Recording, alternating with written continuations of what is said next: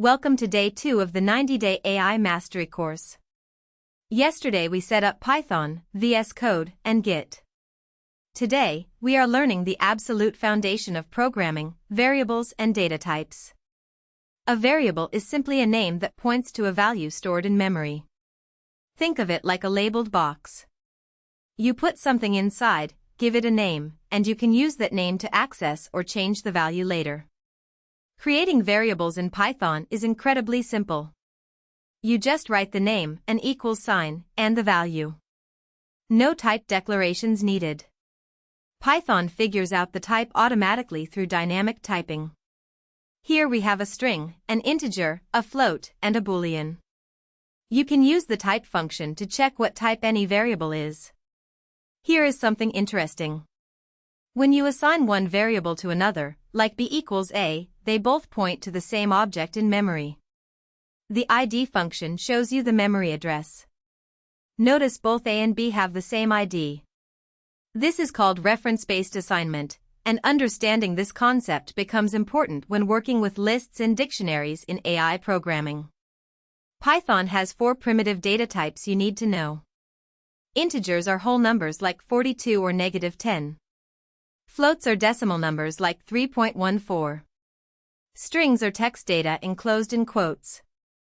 And Booleans are either true or false. These 4 types are the building blocks for everything else in Python. Strings are incredibly powerful in Python. You can concatenate them with the plus operator, repeat them with the asterisk, and format them with f-strings. F-strings are the modern way to embed variables inside strings. Just put the letter F before your quotes and wrap variable names in curly braces. This is much cleaner than older formatting methods. Python strings come with dozens of built-in methods. Strip removes leading and trailing white space. Upper and lower change the case. Replace swaps one substring for another. And the len function tells you how many characters the string has. You will use these constantly when processing text data for AI applications. The print function is more versatile than you might think.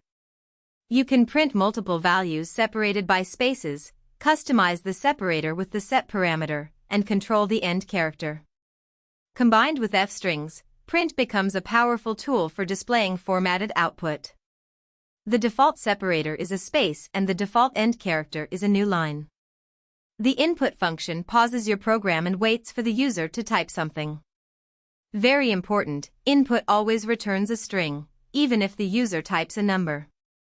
If someone types 25, you get the string 25, not the integer 25. To use it as a number, you must cast it using int or float. Forgetting this is one of the most common beginner mistakes. Typecasting lets you convert between data types. Int converts to integer, float to decimal, and str to string. Watch out for int on a float, it truncates, it does not round. So int of 3.99 gives you 3, not 4. Booleans are interesting too, 0, empty strings, and empty collections are false, while everything else is true. Let us put everything together with a mini calculator project. We use input and float to get 2 numbers from the user. Then we perform addition, subtraction, multiplication, and division, displaying the results with f-strings. This single program uses variables, data types, input, output, and typecasting, everything we learned today. Let us recap day 2. Variables are named references to values in memory. Python has 4 primitive types: integer, float, string, and Boolean.